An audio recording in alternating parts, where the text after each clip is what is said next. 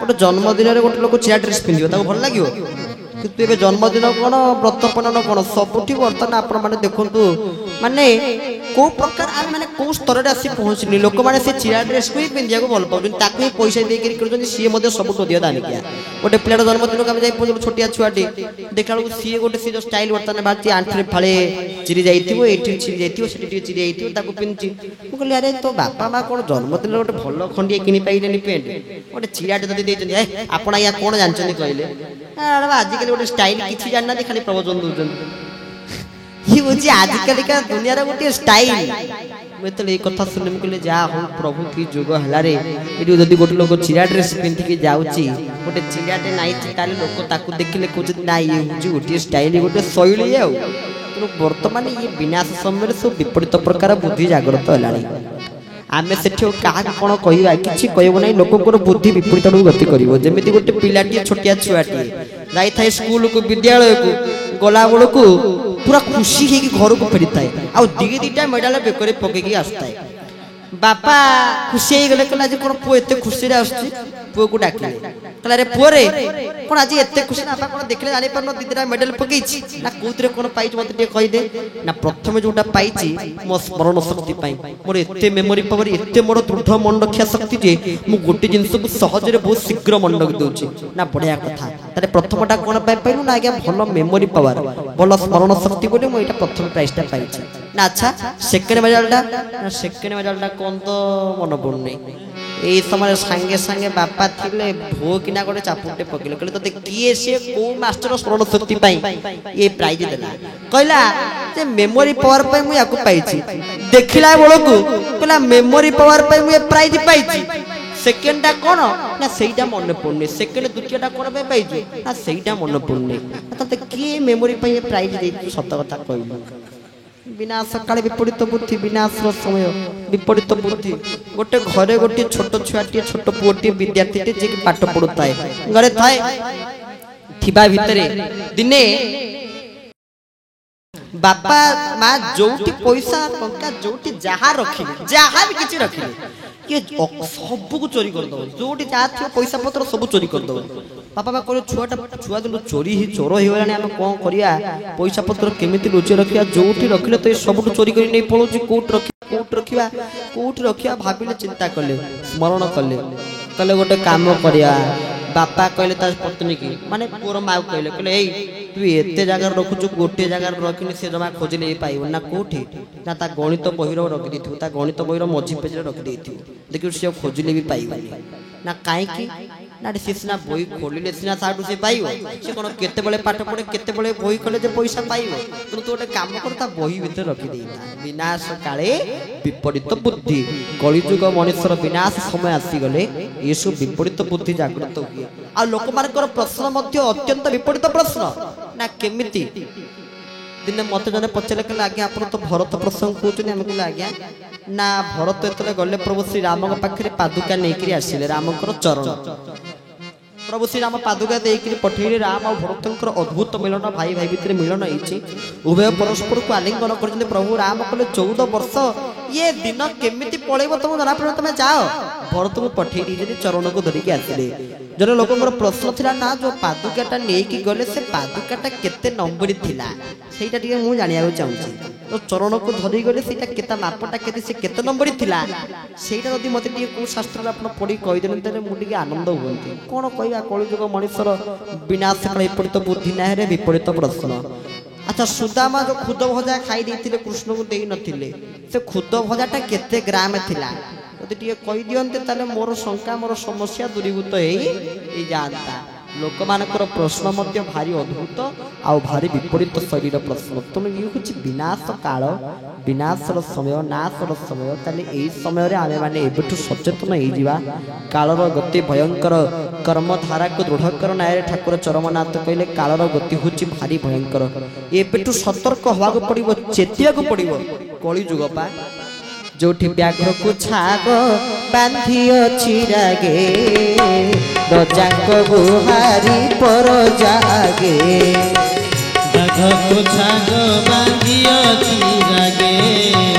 रजाक गुहारी पर जागे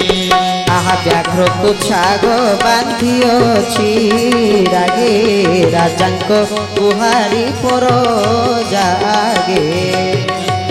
बाघ को छाग बांधी अछि रागे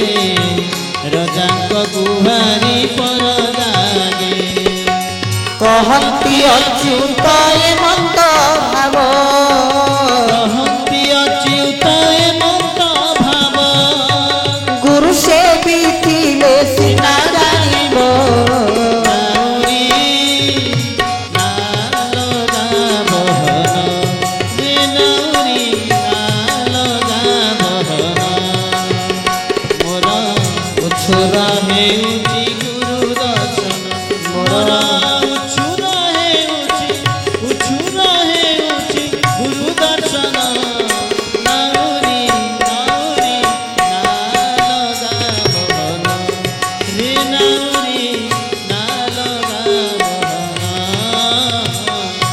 बोल भक्त वत्सल भगवान की व्याघ्र को छाग बांधी रागे व्याघ्र को छाग बांधी रागे केमिति ना व्याघ्र को छाग बांधी रागे अरे बाघ राजा जी छाग तक बांधिकी रखी केमिति ना वर्तमान यार अर्थ कली जुगरे देखा मिलूची एठी नारी अधीनस्थ पुरुष हो जाई तेणु सबुठु संसार अधिक भय क्या पुरुष मानक स्वामी मान अधिक प्राण तकाते भय जीवन तकाते भय हूँ पत्नी को स्त्री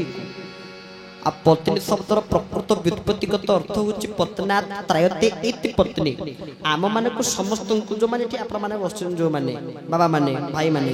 पत्नी लक्षण कौन शुणु आम आसंता काली शुणा अरण्यकांड प्रसंग सत्य अनुसाय प्रसंग पत्नी किए ना पत्ना त्रायते इति पत्नी जे स्वामी को पति को पतन मुखर उद्धार कर दे पारती सी होती प्रकृत पत्नी किंतु आपण मैंने से स्वभाव बरंग पत्नी भी पतन को डाकिकी आणुचंती पतन कोठी अच्छु तुम पाखक आ से डाकिकी स्वागतम करके डाकिकी आणुचंती ताहले कलिजुगरे यही प्रकार विपरीत लक्षण देखुचे जदि आम मानकर केते सौभाग्य आम अंतत सत्संग रे बसी रामकर कथा को शुणुचे राम भरतकर मिलन प्रसंग को श्रवण करुचे राम और भरतकर परस्परंकर अद्भुत मिलन होती आ जेते बळे प्रभु श्री रघुनाथ पाखे कथा देइचंती जे मु 14 वर्षर तुमको जना पड़ोनी आ सत्य कथा तांको सेवा जे करूथो ताको दिन जना पड़ोनी प्रभु सेति पई कहले राम भरत कहले तमे जदि मते स्मरण करूथबो ना मोर चिंतन करूथबो ना मो नाम जप करूथबो ना तुमको दिन केमिति पळेबो जना पड़िबो नाही समय केमिति पड़िबो जना पड़िबो नाही आमे माने तो जन्मदिन सेलिब्रेशन करूचे आमे माने तो बर्थडे सेलिब्रेशन करूचे केक काटुचे केक काटी आमे माने सेदिन हसरे खेलरे खुशी रे मनौचे सेदिन दुख करिया कथा टे कांदिया कथा प्रभु गोटे वर्ष पळेइला आपनक सेवारु आपनक पूजारु मु वंचित हेली सेदिन टे क्रंदन करिया कथा मन दुख करिया कथा किंतु आमे सेदिन खुशी रे पार्टी करी नचा नची करी डिया डी करी जा होचे सेदिन आमे सेदिन आनंद करूचे ताहाले हे मोर माँ माने हे मोर बाबा माने आपण माने समस्त से भगवानकर परम पावन कथा मृत को शुणा पछरे आउ गोटे कारण मध्य रही आम ता कहवा चाहूँ केमिति अनेक कहते सत्संग रे बसिले आमको गोटे भल फल मिले जी जहाँ चाहूँ से फल मिल सत्संग रे बसिले प्रवचन रे बसिले भगवान कथा को शुणिले किंतु ये तो फल तो मिल यह निसंदेह किंतु केतेक कहते सत्संग हूँ गोटे फल केमिति ना आम पूर्व जन्म कौन तपस्या करथिले कौन पुण्य करथिले फलस्वरूप आम सत्संग रे बसचे यार व्यक्तिगत अनुभव हूँ आमे पूर्व जन्म प्रकृत में आम 3-4 जन जो मैंने आम सहयोग करुँच जो मैंने आम सह जाऊँच आम मानकर निश्चित भाव कौन पूर्व जन्म तपस्या साधना कौन रही आमको जाहु प्रत्येक दिन सत्संग में बसवार सौभाग्य लाभ अंतत प्रभु आमको दौरान ये हूँ आम मान परम सौभाग्य सत्संग में बसिकी भगवान कथा को शुणा ताठू परम सौभाग्य किसी न थी पारे ये जो प्रभु राम को आसिक नहीं गले विश्वामित्र ऋषि गला बेलू यज्ञ रक्षापी विश्वामित्र ऋषि प्रत्येक दिन भगवान राम लक्ष्मण को पुराण शास्त्र इतिहास को श्रवण कराती प्रत्येक दिन और राम मध्य साधु सन्थ मान को दर्शन करी आम आसंता काली श्रवण करिबा सेठी निजे प्रभु श्री रामचंद्र अरण्य कान लीला करूचंदी से संकल्प कले कले राक्षस शून्य कर देबे तरे देखिले पडियाटे सब राक्षस मानकर अस्थि हाड़ मांस पडिछि कले राक्षस शून्य कर देबी ए भारत वर्ष रे जेमिति कोनोसी राक्षस कोनोसी असुर माने रहिबेनी कारण तपी माने साधु सन्थ माने राम को रूप दर्शन करिके ही राम के प्रति पागल हो जाउथिबे ताका प्रेम रे पागल हो जाउथिबे एइतिपाई कवि सम्राट उपेन्द्र गंज तांकर स्वतंत्र काव्य वैदेश विलास रे सुंदर पदीय बुझे कहउचंती हे प्रभु विधाता मंकु करंता नारे विधाता मंकु करंता विधाता मंकु करंता नारी विधाता मंकु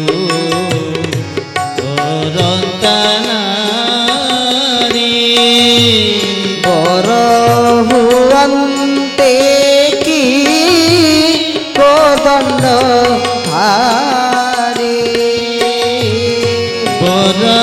हुआते की कोदंड धारी कोदंड धारी बरा हुआते की कोदंड धारी प्रभु कोदंड धारी बोले भक्त वत्सल भगवान की।